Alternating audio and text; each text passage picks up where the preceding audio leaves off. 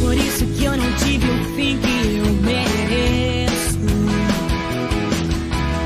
Pois Jesus morreu na cruz em meu lugar. De mãos levantadas todo dia eu agradeço. E o meu coração não cansa de o adorar. Eu sei que Deus é bom. Deus é bom demais. Deus é muito bom. Deus é bom demais. Bom demais pra mim. Eu sei que Deus é bom. Deus é bom demais. Deus é muito bom. Deus é bom demais. Bom demais pra mim. Bom demais pra mim.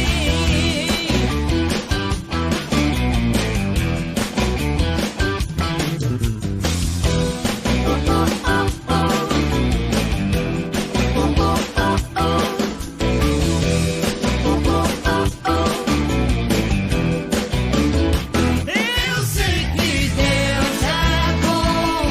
Deus é bom demais. Deus é muito bom. Deus é bom demais. Bom demais pra mim. Eu sei que Deus é bom. Deus é bom demais. Deus é muito bom. Deus é bom demais. Bom demais pra mim. Deus é muito bom. Deus é bom demais.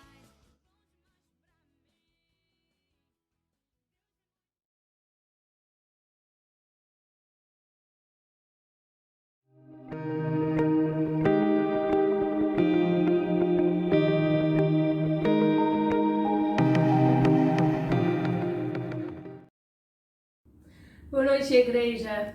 Então, hoje eu queria começar com uma citação de John Piper. Eu li isso algumas semanas atrás, chamou muito a minha atenção, que fala assim: é uma verdade bíblica. Quanto mais sincero nos tornamos sobre ser sal da terra e luz do mundo, e quanto mais dedicados nós formos de alcançar os menos alcançados do mundo, e expondo as obras das trevas e quebrando as algemas do pecado, mais iremos sofrer. Então aqui ele está dizendo que o mais dedicado, o mais sincero, o mais que a gente quer viver por Jesus, ser a sal da terra e a luz do mundo, o mais a gente vai sofrer. E realmente isso é um tema na Bíblia que a gente possa ver. Né? Só pensa sobre a vida do apóstolo Paulo. Né? Se a gente pensa sobre alguém que foi dedicado a viver por Cristo e servir Ele com todo o coração, foi o Paulo, né? Aí a gente tem aquela lista em 2 Coríntios que fala de todas as coisas que ele sofreu, né? Foi açoitado, foi apedrejado, foi jogado na prisão, né? Passou fome, sofreu muito. E por quê? Porque ele amava Jesus e falava com as pessoas sobre Jesus. Também eu li essa frase escrita por um evangelista, Rico Tice, lá do Reino Unido, e ele falou assim: se você vai falar com pessoas sobre Jesus, você vai ser machucado. Se você vai falar com pessoas sobre Jesus, você vai ser machucado. Fato.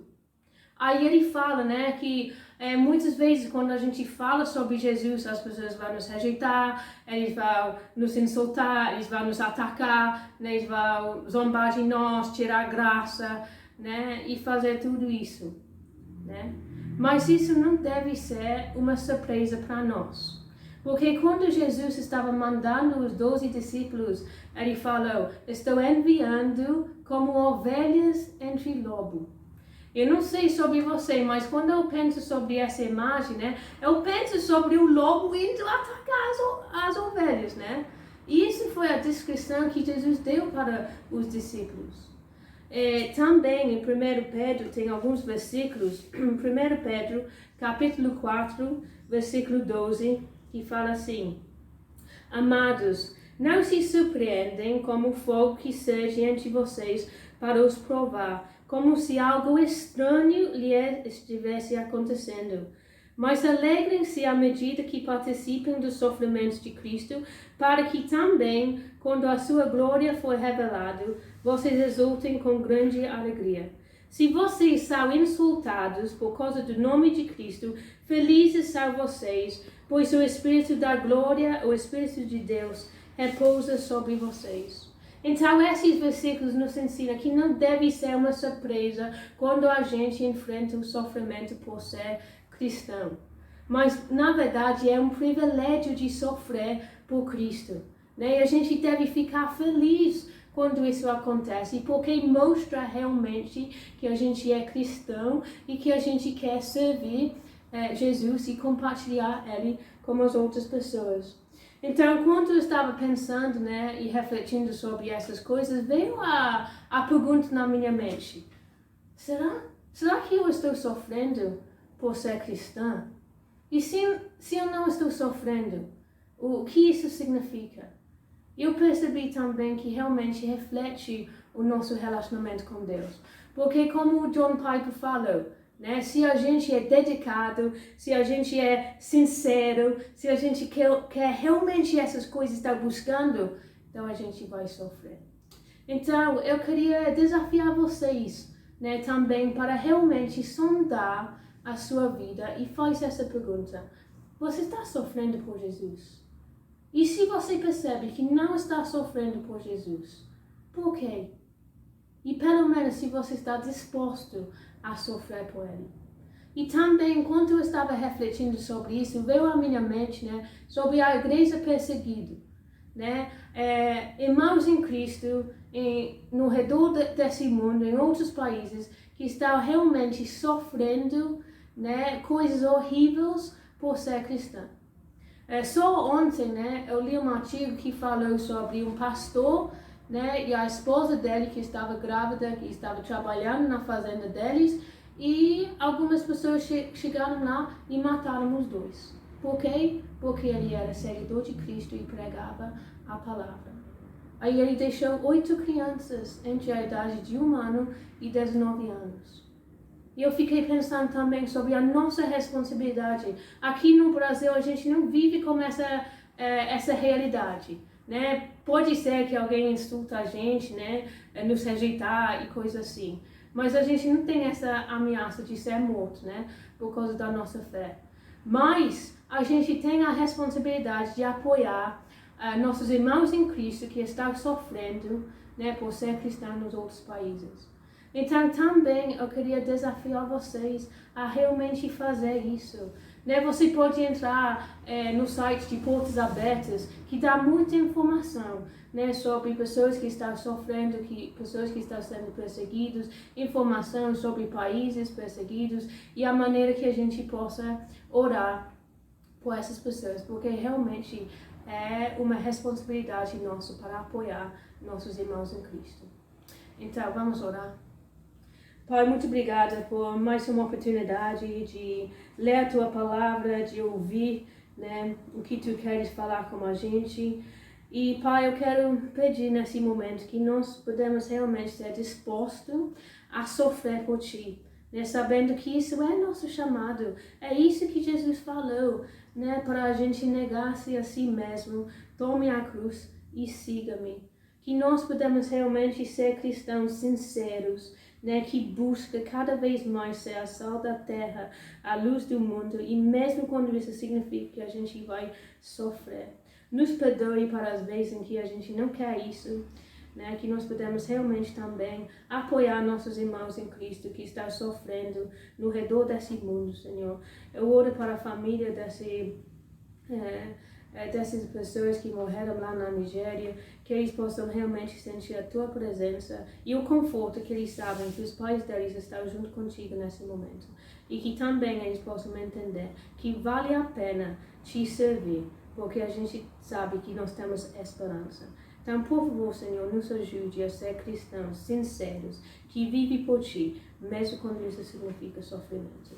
E é isso que eu peço, em nome de Jesus. Amém.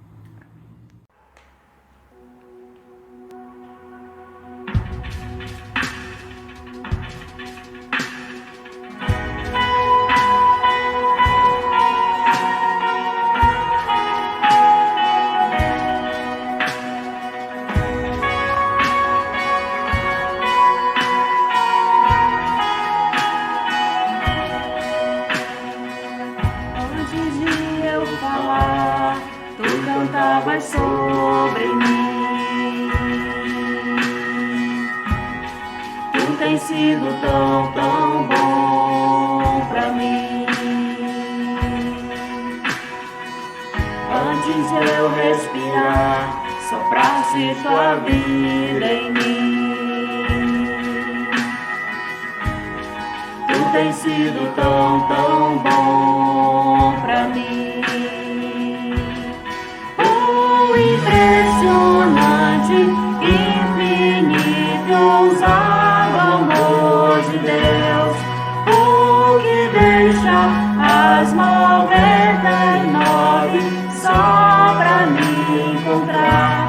Não posso comprá-lo, nem merecê-lo, mesmo assim se entregou. Oh, impressionante, infinito, ousado amor de Deus.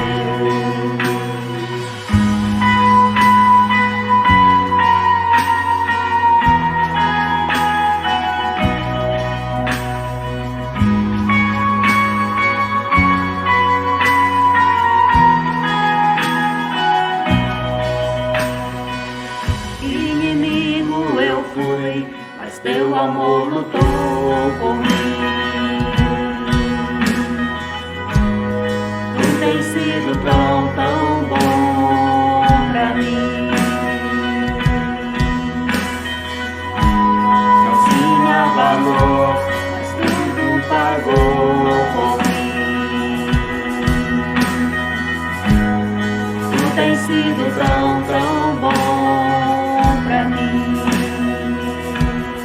Oh, impressionante, infinito, ousado amor de Deus.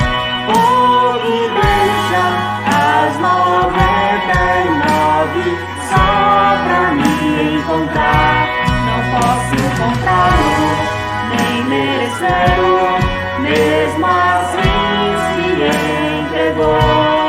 Oh, impressionante, infinito, ousado amor de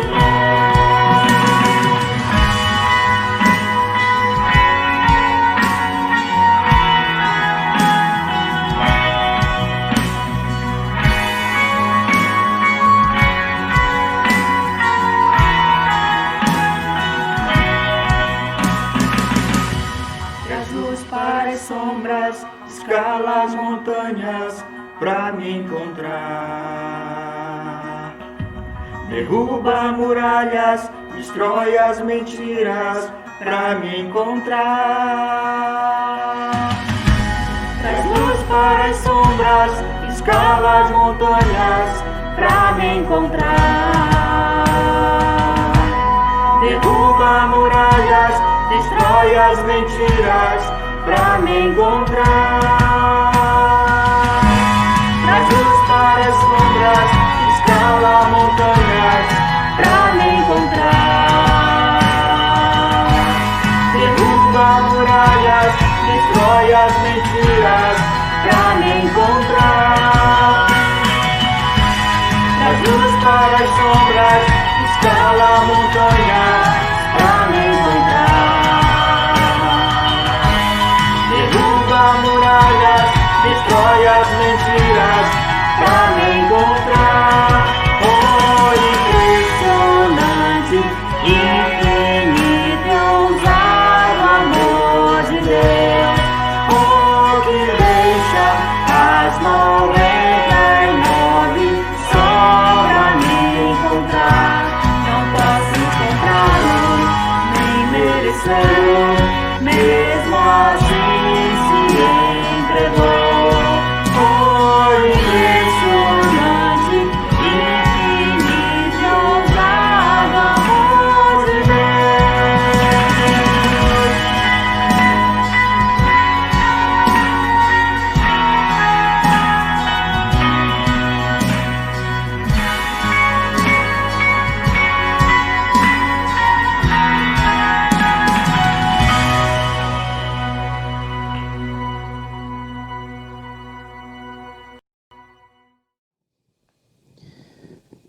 Boa noite, irmãos.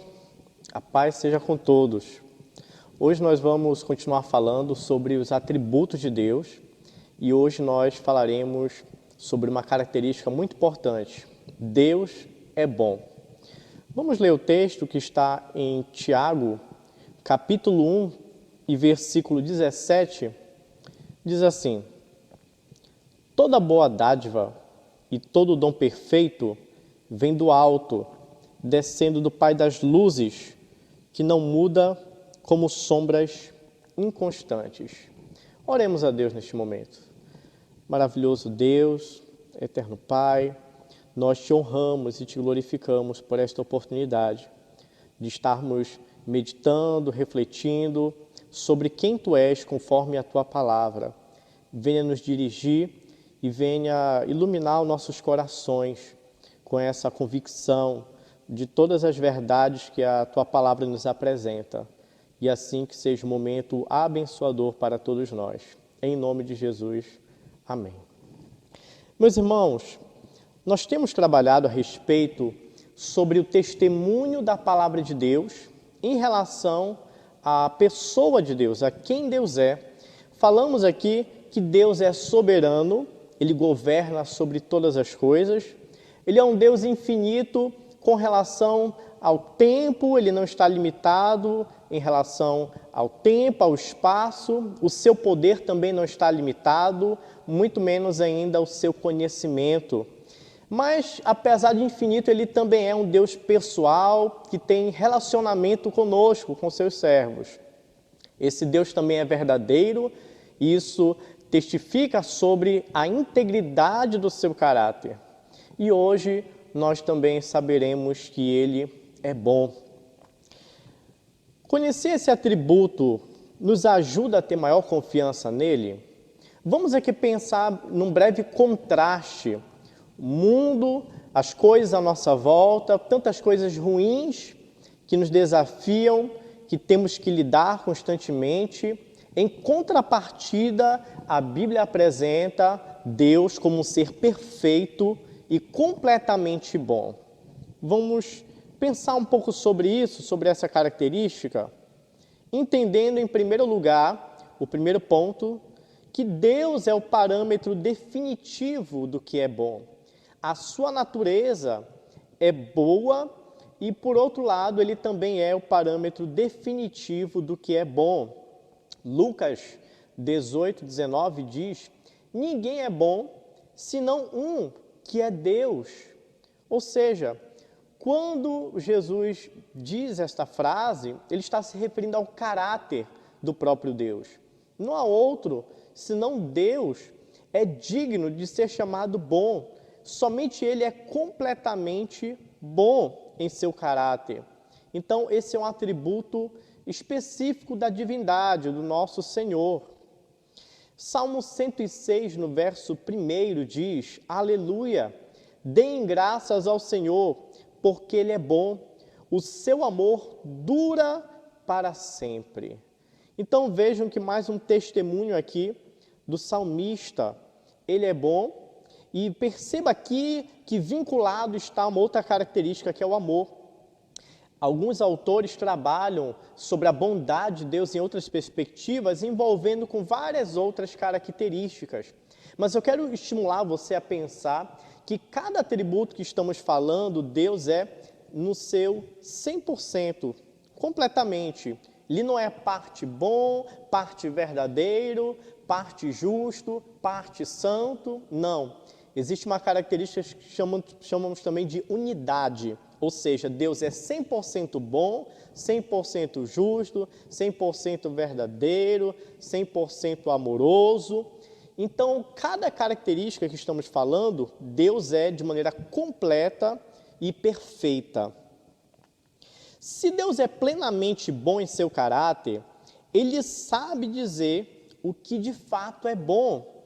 Então, todo parâmetro, toda forma que você procurar discernir o que verdadeiramente é bom ou não, devemos buscar conforme a avaliação do próprio Deus, segundo o seu testemunho. Ou seja, nesse sentido, bom é aquilo que Deus aprova, aquilo que Ele afirma ser bom. E Ele mesmo se enquadra em tudo aquilo que Ele descreve como sendo bom. Logo, nossa avaliação deve ser a mesma de Deus. Por que que isso é importante ressaltar? Quem sabe alguém que busca conselho chega com a seguinte afirmação: eu conheço uma pessoa e ela tomou a seguinte decisão e para ela foi algo bom. No sentido aqui bem subjetivo eu estou tratando, e na avaliação daquela pessoa foi algo realmente que trouxe benefícios, e quem sabe o testemunho dessa pessoa é algo que os preceitos, os ensinamentos bíblicos vão totalmente contra. Quem sabe alguém que está vivendo, por exemplo, em adultério e está avaliando que isso não é algo ruim. Então é muito perigoso quando o nosso discernimento sobre o que é bom, o que é ruim, o que é mal, o que causa dano, tentamos justificar a partir de uma experiência humana, se torna algo muito fácil de de confundirmos a nossa compreensão e o nosso entendimento.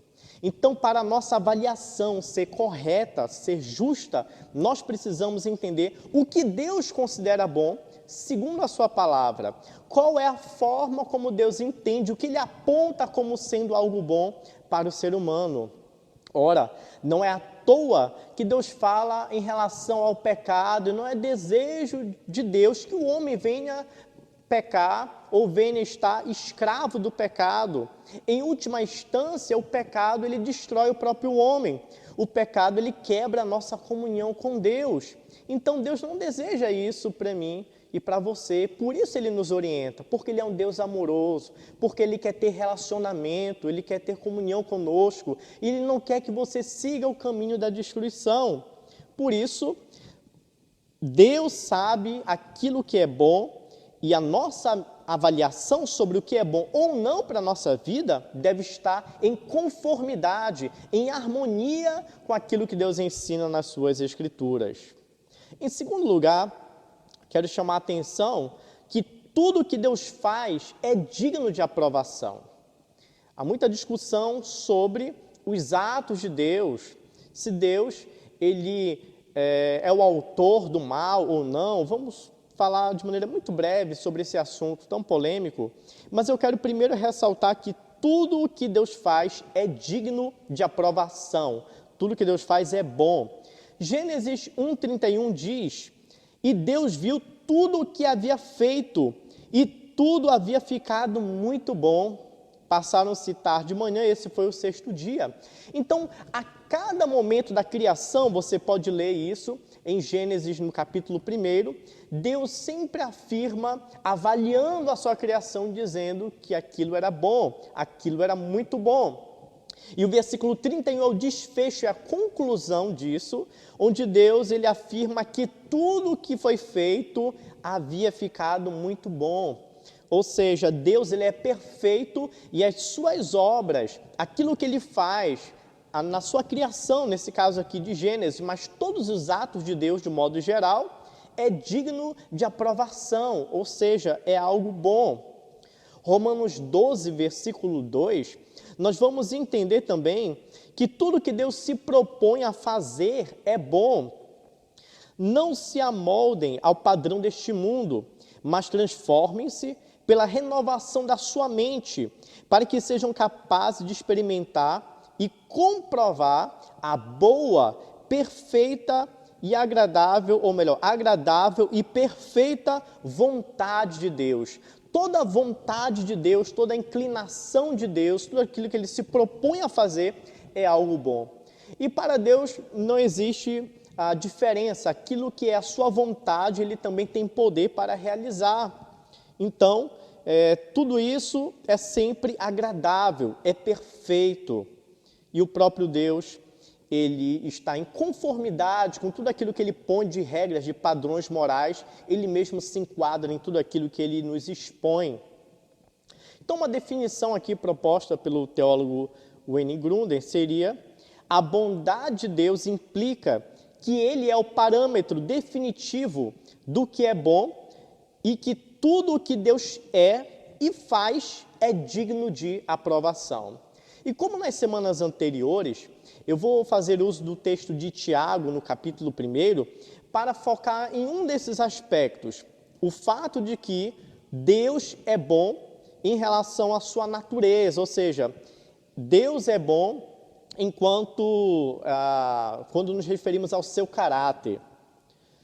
Vamos tratar um pouco à luz de Tiago, poderíamos falar somente do versículo 17, mas só para que haja uma melhor compreensão, a partir do versículo 12, aqui já há um princípio que fala sobre a perseverança em meio à provação. E do 13 até o 18, nós vamos entender que o discurso ali de Tiago é sobre Deus e as tentações.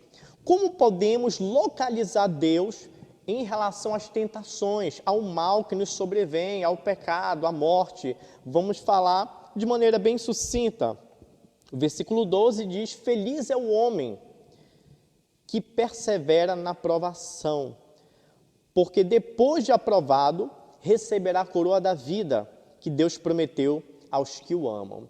Então, aqueles que amam a Deus, aqueles que não se entregam ao pecado, mas que no momento da aprovação, ele persevera, e persevera porque ama a Deus, porque deseja glorificar ao seu nome, esse receberá a vida eterna, a coroa da vida.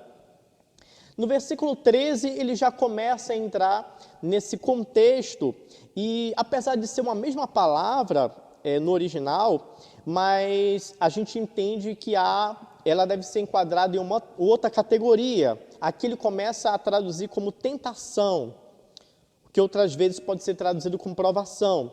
Tiago 1,13: quando alguém for tentado, jamais deverá dizer, eu sou tentado por Deus, pois Deus não pode ser tentado pelo mal, e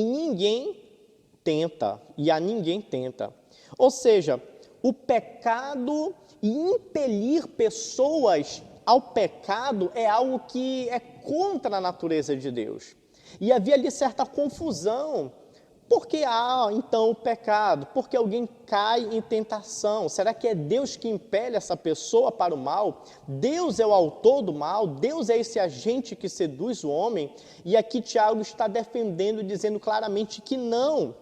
Deus não pode ser tentado pelo mal, ele é plenamente bom. E ele mesmo, por ser plenamente bom, ele também não tenta a ninguém. Isso vai ficar mais claro um pouco mais na frente. Mas ele diz, ninguém pode transferir essa culpa a Deus e dizer ao ser tentado que está sendo tentado pelo próprio Deus. Versículo 14 diz, cada um, porém, e aqui vem a explicação, é tentado pela própria cobiça, ou seja, pelos próprios desejos, pela sua própria inclinação pecaminosa, sendo por esta arrastado e seduzido. Então, a própria cobiça humana, a inclinação para o mal, é que o seduz, que o impele para fazer aquilo que não é bom. Versículo 15 diz, então a cobiça, tendo engravidado, dá à luz o pecado, e o pecado, após ter se consumado, gera a morte. Perceba que há aqui uma clara diferença, como se fosse algumas etapas, em que a cobiça equivale à tentação. É o momento em que a pessoa ela se sente seduzida a praticar aquilo que não é bom diante de Deus.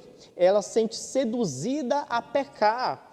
Então, enquanto há uma luta, enquanto não há uma entrega em relação a esses desejos, então a pessoa está no momento de luta ou de tentação, mas não necessariamente ela pecou. Muito provavelmente, alguns de vocês vão lembrar de Jesus dizendo, quando o homem olha para uma mulher com desejo impuro, este já adulterou com ela. O que Jesus está querendo dizer? Que quando uma pessoa, ela olha, deseja, cobiça, e ela não luta contra o pecado, mas ela se deixa levar por esse desejo, ela se entregou a esse desejo agora a dominou, e essa pessoa agora está se deleitando nesse desejo no coração, ela já cometeu pecado diante de Deus. Porém, há também um outro momento em que esse pecado, que interiormente ele já nasceu, ele vai ser consumado, ele poderá ser consumado de maneira concreta, de maneira física.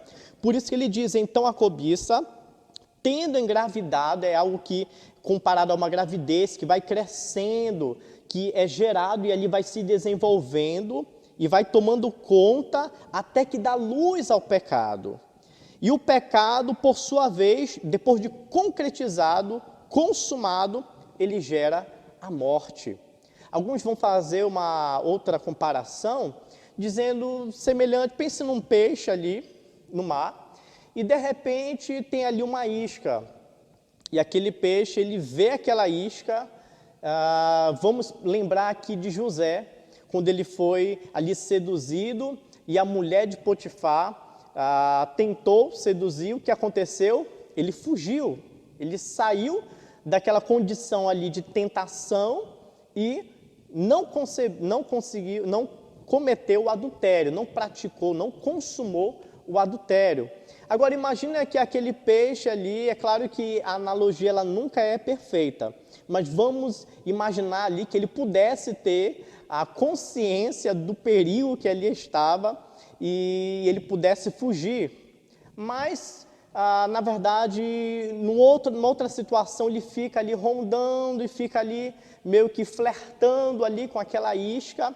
Vamos trazer ali para o lado humano e dizer que é semelhante a uma pessoa que entende que algo é uma tentação pecaminosa e, em vez de fugir, ela agora se deixa seduzir, ela começa a gostar ali daquela oportunidade e começa a dar vazão para aquele desejo, até que vai chegar o momento em que a isca será mordida.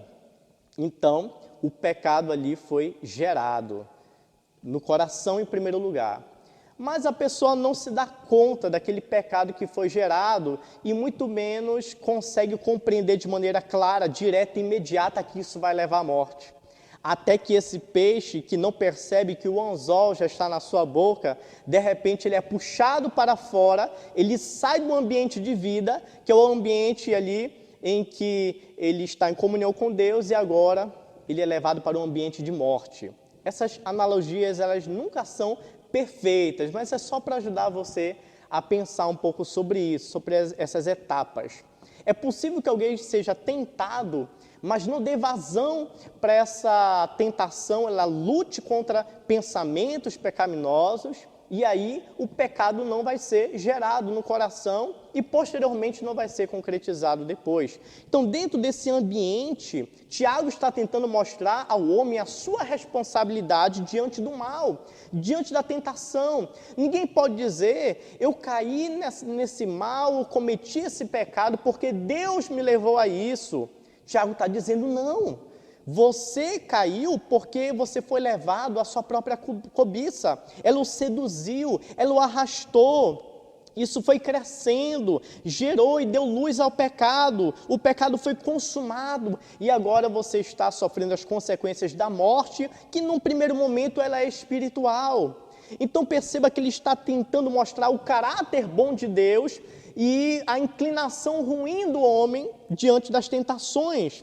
Aí, versículo 16, ele reforça e depois ele vai explicar. Meus amados irmãos, não se deixem enganar, ou seja, Deus não é mau. Quando isso acontece, é porque vocês são levados pelas cobiças. Então, quem é Deus? Perguntamos. Aí ele responde no verso 17. Toda boa dádiva e todo dom perfeito vem do alto, descendo do Pai das luzes, que não muda como sombras inconstantes. Então, toda acusação contra a natureza de Deus, ela não tem sustento diante desta palavra. Tudo aquilo que é bom, tudo aquilo que é perfeito, vem do alto. Esse do alto significa que vem do céu, ou seja, que vem do próprio Deus, descendo do Pai das luzes.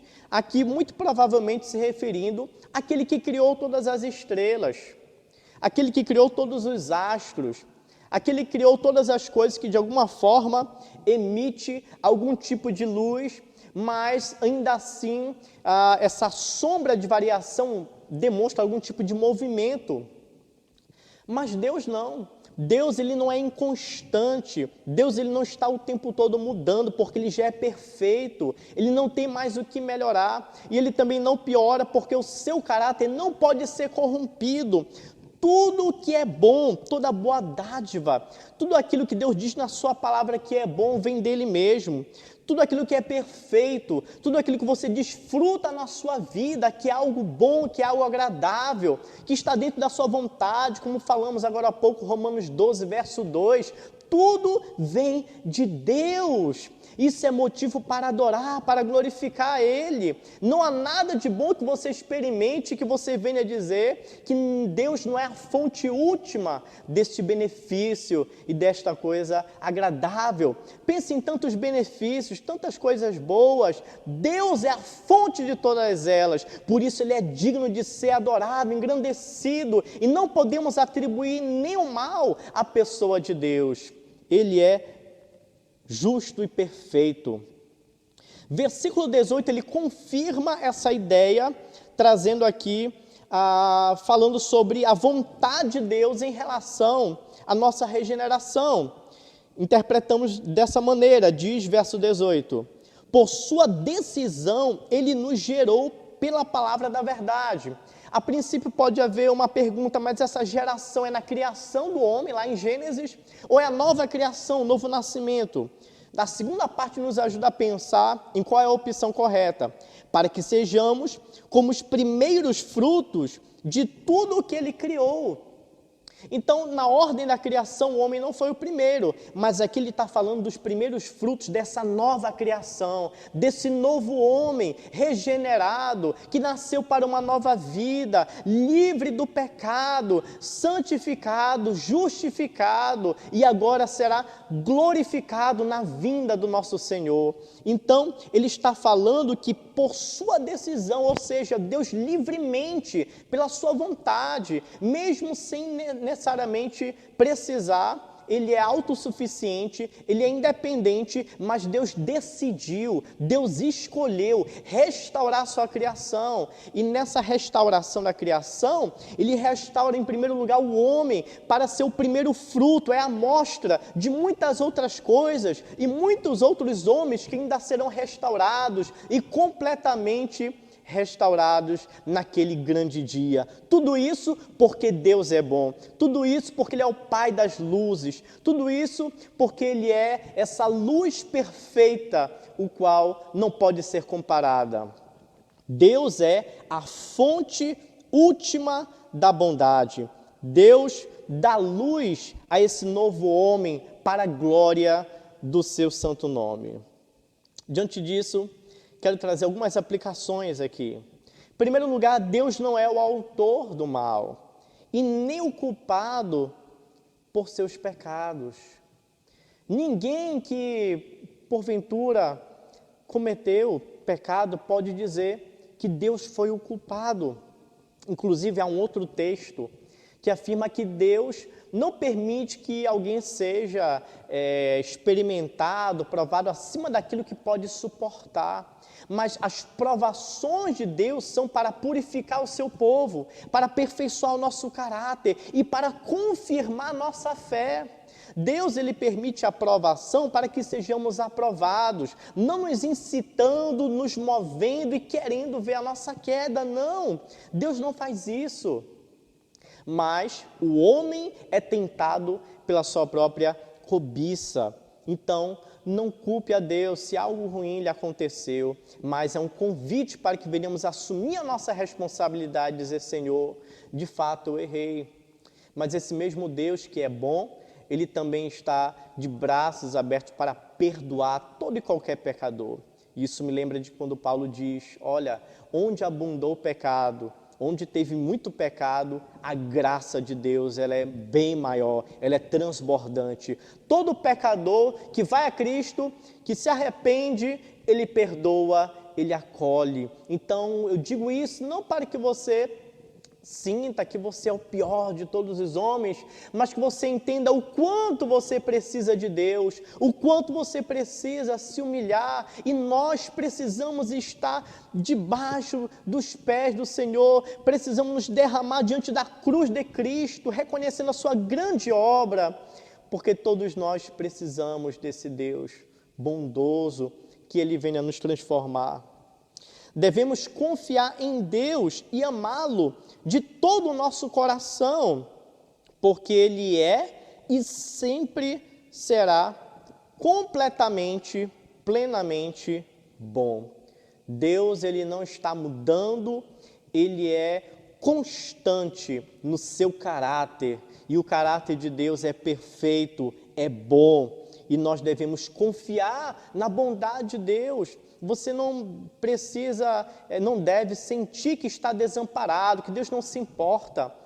Vamos pensar no que Pedro diz: lance sobre Ele todas as vossas ansiedades, porque Ele se importa, ou porque Ele cuida de vós. Deus, Ele se importa, Ele tem interesse na restauração espiritual, em trabalhar na sua vida, em te abençoar. Nós precisamos confiar nessa verdade e lançar diante dele e dizer: Senhor, eu não dou conta de carregar todas as coisas, todos os fardos sozinho, mas Jesus disse: vinde a mim, vocês que estão cansados e sobrecarregados, eu vos aliviarei. Ele tem a paz, Ele tem a bênção para a sua vida, Ele é bom, confia, acredite nisso. Deus não é como se fosse um delegado, uma pessoa que tem poder, mas que é má. Deus, Ele tem muito poder e ao mesmo tempo Ele é bom, porque alguém que tem muito poder, porém é mau, você pode chegar diante dele, ele pode ter recursos para solucionar os seus problemas, mas pelo fato de não ser bom, ele pode não ter interesse em atender. Deus não. Ele, além de ser o Todo-Poderoso, Ele excede em caráter, Ele é o caráter perfeito, e tudo que você pedir a Ele, que for de acordo com o caráter de Deus, com a palavra de Deus, tenha certeza que Ele vai atender e Ele vai glorificar o nome dEle na sua vida. Tudo que você pode desfrutar de bom vem de Deus. Pense em algo que a Bíblia diz que é bom. Pense na paz, pense na família, pense em tantas e tantas coisas agradáveis. Pense na família, na fé que Deus te deu. Pense em você ser considerado filho do Deus vivo. Pense que agora você é livre do pecado. Pense em coisas terrenas também que Deus entregou e que nós podemos desfrutar, de lugares para conhecer, de alimento, coisas da criação de Deus que Deus formou também para que viéssemos nos alegrar. Tudo que você pensar de bom e que Deus confirma na palavra que aquilo de fato é bom, vem de Deus. Não há nada bom puramente que tenha uma outra fonte que não o próprio Deus. Por isso, Ele é digno de ser honrado e glorificado. Por sua livre vontade, Ele nos regenerou. Quem poderia forçar Deus e dizer o que Ele deveria fazer ou não? Mas Deus livremente decidiu restaurar o homem e a sua criação, e assim está fazendo. Todas as coisas estão sendo restauradas a partir de Cristo. E isso nos regenerou como um sinal de sua nova criação. Esse Deus que é bom, Ele vai manifestar, já está manifestando toda a sua bondade em seus atos redentores. Essa restauração confirma a bondade de Deus e o bem vai triunfar por meio do nosso Senhor. Se nosso Pai Celestial é bom, nós que somos seus filhos devemos imitar a sua bondade. Paulo disse, olha, sede meus imitadores como eu sou de Cristo. O próprio Deus nos convida a imitar quem Ele é. Nós seremos reconhecidos pelo mundo quando vivermos a palavra de Deus e quando nós refletirmos o caráter de Deus. Então a bondade é algo que Deus compartilha conosco. Ele comunica aos seus servos, aos seus filhos, e nós devemos praticar o bem. Isso me lembra Gálatas 6,10, quando Paulo diz, portanto, enquanto temos oportunidade, façamos o bem a todos, especialmente aos da família da fé. Você tem praticado aquilo que é bom aos olhos de Deus? Você tem praticado aquilo que é bom conforme a palavra santa, pura do nosso Senhor? Então faça isso essencialmente, ou seja, prioritariamente aos da família da fé, aos seus irmãos em Cristo. Fazendo isso, você estará demonstrando o mesmo caráter do seu Pai que te gerou como uma nova criatura. E por último, se você confia que Deus é a definição e fonte de tudo que é bom, então precisa perceber que o próprio Deus é o bem último que buscamos. O que você tem buscado? O que você entende que é bom, que você almeja e você tem perseverado com todas as suas forças para obter? Pois se você acredita nessa palavra, que de fato Deus é bom, que tudo aquilo que é bom vem de Deus, então você precisa perceber que o bem maior, o seu alvo principal que você deve ter na sua vida é buscar o próprio Deus. Ele é o bem maior, Ele é a bênção principal. Muitas pessoas desejam as bênçãos de Deus, porque de fato elas são boas. Mas quando nós entendemos que esse Deus que deu tantas bênçãos, Ele é um Deus amoroso, Ele é um Deus perfeito, então nós chegamos à conclusão que de fato Ele é o próprio ser de Deus, ter comunhão com esse Deus, essa é a maior bênção que o ser humano pode ter. E eu quero ler o Salmo 73, versículo 25 e 26, que descreve isso. A quem tenho nos céus, senão a ti, e na terra nada mais desejo, além de estar junto de ti. O meu corpo e o meu coração poderão fraquejar, mas Deus é a força do meu coração e a minha herança para sempre. Deleite-se nesse Deus que é bom. Se você ainda não entregou a sua vida a Cristo, convido você a, onde você estiver, falar com Deus e dizer, Senhor, eu quero te servir a partir de hoje.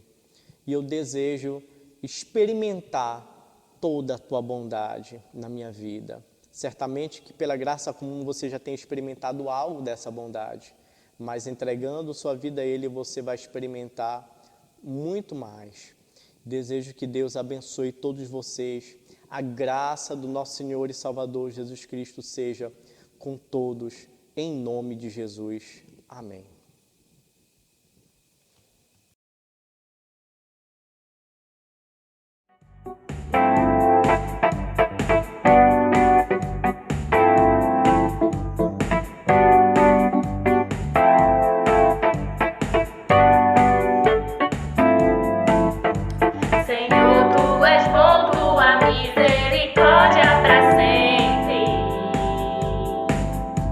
Senhor, Tu és bom, Tua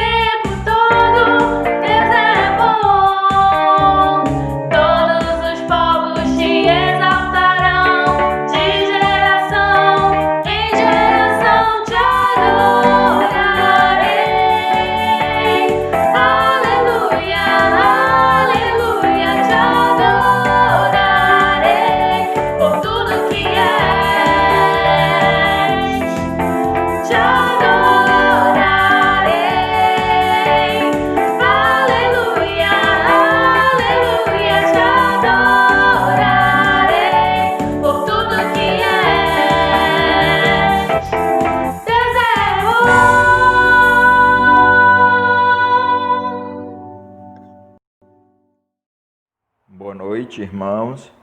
Graça e paz. Irmãos, ando refletindo sobre dois assuntos que estão ocorrendo conosco no mundo hoje e quero compartilhar com os irmãos. O primeiro deles é em relação ao racismo e o evento com o George Floyd. O segundo é em relação ao Covid, em relação à pandemia. Esses dois assuntos eles têm tomado a grande parte do nosso tempo, né? E tenho refletido sobre esses dois assuntos. O primeiro deles, eu quero dizer que nós não devemos apoiar de forma alguma. E todos aqueles que creem em Jesus Cristo, que são salvos por Jesus Cristo, precisam saber que um dia nós estaremos todos juntos adorando ao Senhor. E a palavra de Deus diz no livro de Apocalipse, no capítulo 7, o verso 9, que Deus comprou de todas as tribos, de todos os povos, de todas as línguas, pessoas para si. Então, irmãos, um dia nós vamos estar todos juntos adorando ao Senhor. Não cabe para a igreja apoiar nenhum ato racista, nenhum ato de discriminação de minorias, nenhum ato de segregação, de separação, de menosprezo de outras pessoas. Esse é um ponto que eu andei refletindo e vi que nós precisamos nos esforçar para estarmos juntos e para valorizar todas as pessoas falando de Jesus Cristo, anunciando o Evangelho do Salvador de Jesus Cristo. Independente da cor, da raça, do povo, da tribo, precisamos falar de Jesus. O segundo ponto é em relação ao Covid, em relação à pandemia, em relação às grandes mudanças que estão ocorrendo no planeta em função da pandemia. A verdade é que nós precisamos e nos colocamos diante de uma aceleração das mudanças. E quando as mudanças ocorrem de forma acelerada em meio à crise, muitas coisas são reveladas e muitas oportunidades também nós temos e identificamos. Essas oportunidades, elas são oportunidades boas e são oportunidades más. Mas o fato é, a nossa rotina mudou. A rotina do mundo mudou. Hoje nós estamos nos reunindo virtualmente. Hoje a igreja está realizando as suas atividades virtualmente. A maioria dos trabalhos, ou muitos trabalhos, mudaram também a sua forma. As escolas mudaram a sua forma. Então, isso está acontecendo. E já que isso está acontecendo, estou fazendo uma reflexão e quero compartilhar com os irmãos em cima desses eventos que estão acontecendo hoje. Porque quando ocorre uma crise, naturalmente essa crise ela revela coisas que talvez nós já queríamos fazer ou coisas que são necessárias fazer. A palavra de Deus no livro de Mateus, capítulo 12, diz que a boca fala aquilo que está cheio no coração. Se a boca fala aquilo que está cheio no coração, durante uma crise ou em tempos de crise, normalmente nós falamos aquilo que já queríamos falar ou fazemos aquilo que nós já queríamos fazer. E em meio à crise, isso é facilitado. Tendo em vista esse aspecto de que nós revelamos e agora temos uma oportunidade facilitada de dizer aquilo que está no nosso coração, de revelar aquilo que está no nosso coração, a pergunta é: o que esse momento tem revelado para nós? O que esse tempo de crise tem revelado para nós? O que esse tempo de confinamento tem revelado para nós? Será que durante esse período nós temos buscado mais a Deus? Será que nós temos orado mais? Será que nós temos nos importado mais? Temos amado mais a Deus? Amado mais o próximo? Ou esse tempo revelou que nós não estávamos preocupados com Deus, que nós não tirávamos tempo para Deus, não nos importávamos com a igreja nem com os perdidos. E agora temos um tempo facilitado, porque eu não preciso ir à igreja, eu não preciso demonstrar afeto ao irmão, não preciso viver em comunhão. Então, já que eu não ia mesmo, agora a crise, o confinamento facilitou a minha vida, porque eu não preciso fazer nenhuma demonstração de afeto, de carinho, de comunhão, de nada. Esse é o ponto que eu andei refletindo e quero compartilhar com os irmãos, porque, irmãos, se nós estivermos revelando esse fator negativo, Significa que nós não estamos, ou estamos em uma medida muito pequena, ligados à videira verdadeira. E isso é grave. Se nós estamos ocupando a maior parte do nosso tempo com o celular, com a TV, com as séries, com as mídias, com as redes sociais, porque é necessário ocupar o tempo, então nós estamos revelando algo que já estava dentro do nosso coração. E talvez ir à igreja ao domingo ou participar de alguma atividade da igreja não era aquilo que estava de fato no nosso coração. Nós fazíamos porque estávamos acostumados a uma forma. E a forma, irmão, ela não revela a nossa essência. Ela nos ajuda a expressar a nossa essência, porque a essência do cristão, a essência do crente é amar a Deus sobre todas as coisas, de todo o coração, de toda a alma, de todo o entendimento, amar o próximo como a si mesmo, proclamar o Evangelho de Jesus Cristo, o Evangelho Salvador, ir por todo mundo anunciando o Evangelho de Jesus, batizando em nome do Pai, do Filho e do Espírito Santo.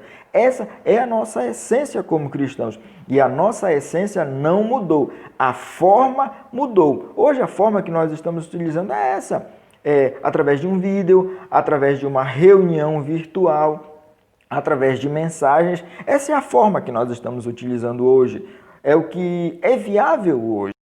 Mas a essência não mudou. A essência de amar a Deus, de amar o próximo, de ter comunhão, de orar, de ler a Bíblia, de buscar a Deus, de clamar pelos perdidos e aproveitar as oportunidades e as formas disponíveis hoje para cumprir com o nosso chamado, nós precisamos utilizar. E é essa reflexão que eu quero trazer para a igreja hoje, que apesar de termos formas diferentes, a forma hoje diferente, talvez ela revele que a forma anterior não estava nos ajudando. Talvez a forma anterior não estava revelando a nossa essência. E hoje, talvez, diante dessas novas formas, temos a oportunidade de ser e de viver a nossa essência de sermos cristãos. Algumas pessoas talvez também estejam sentindo falta da forma. Isso também é uma reflexão. Nós precisamos viver a essência de Jesus Cristo, viver a essência de amar a Deus, de amar o próximo, de anunciar o Evangelho de Jesus Cristo. Porque a forma, ela não nos define. A essência nos define e a essência não está necessariamente presa ou vinculada a uma forma. As formas mudam, mas nós não podemos esquecer da nossa essência e continuar anunciando Jesus Cristo, anunciando o Evangelho de Jesus Cristo, proclamando o Evangelho de Jesus Cristo. Em tempos de crise, muita coisa pode estar sendo revelada. Isso é um termômetro para nós, para a nossa vida, para vermos como nós estamos nos comportando e como estamos reagindo diante dessa nova realidade.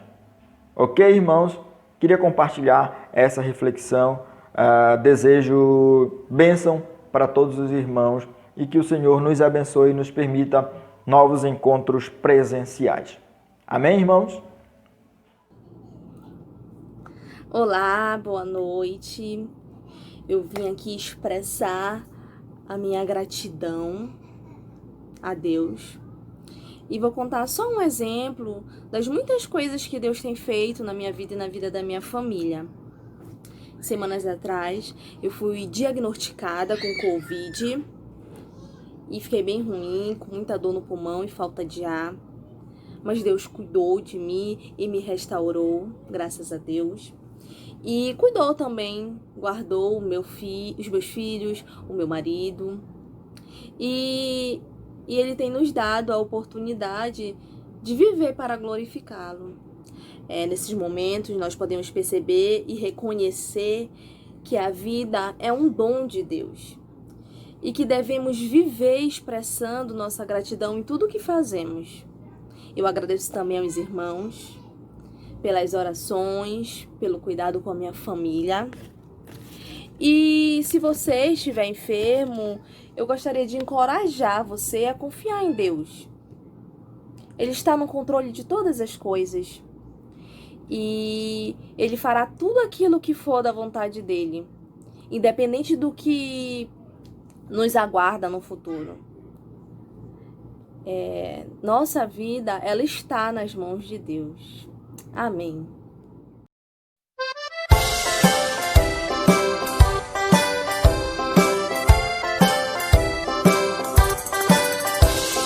Deus é bom pra mim, Deus é bom pra mim.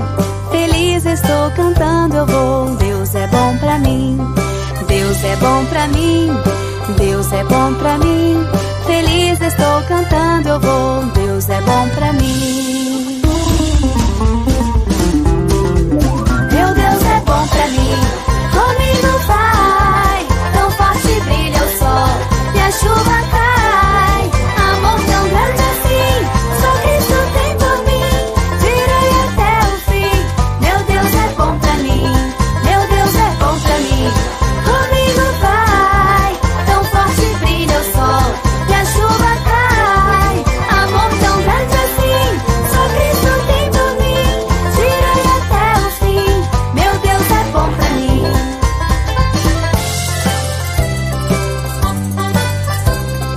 Deus é bom pra mim, Deus é bom pra mim. Feliz estou cantando, eu vou. Deus é bom pra mim, Deus é bom pra mim, Deus é bom pra mim. Feliz estou cantando, eu vou. Deus é bom pra mim. Meu Deus é bom pra mim, comigo vai. Tão forte brilha o sol e a chuva cai. Amor tão grande assim, só Cristo tem por mim. Direi até o fim. Meu Deus é bom pra mim, meu Deus é bom pra mim. Comigo vai, tão forte brilha o sol e a chuva cai. Amor tão grande assim, só Cristo tem por mim. Direi até o fim. Meu Deus é bom pra mim, meu Deus é bom pra mim. Meu Deus é bom pra mim, meu Deus é bom pra mim. Meu Deus é bom pra mim.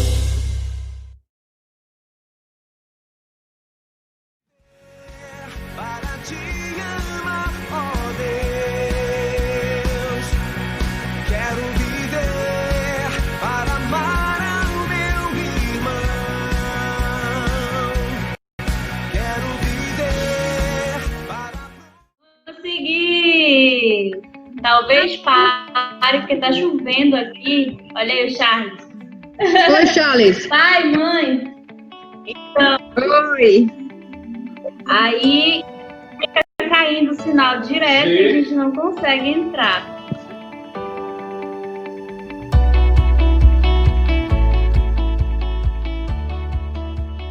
Que o Senhor seja o centro das nossas vidas, que o Senhor esteja direcionando, Senhor, as nossas vidas, os nossos lares, Senhor. Nos proteja de todo o mal, nos fortaleça a nossa fé, Senhor. Nos dê esperança, Senhor, porque Tu és um Deus de esperança. Assim, meu Deus, continua conosco nesse momento de oração, que cada vez mais pessoas participem e que nós venhamos amar cada vez mais o Senhor, a Tua palavra e compreender todo o Teu projeto para a Tua igreja e especificamente compreender, Senhor, o Teu projeto para a ICEV. Em nome de Jesus. Amém.